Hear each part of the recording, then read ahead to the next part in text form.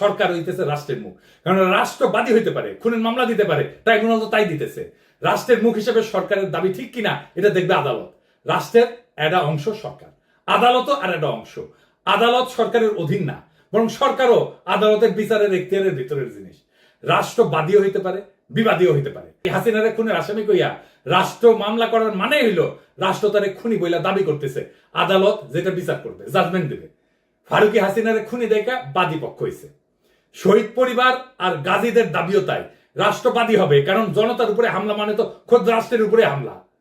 আর এই লোকটা বাসার চ্যানেল আয়ের সিনিয়র রিপোর্টার, এই লোক কইছে জাতীয় ঐক্য কিভাবে হবে যদি শোভাযাত্রায় আপনার হাসিনার এফিসি রাখেন। তাহলে ফ্যাসিবাদের একটা মূর্তি যে ওখানে করলেন, সেই বিষয়টাকে আপনি কিভাবে দেখছেন, যে এটা কি ঐক্য হলো? কার সাথে ঐক্য?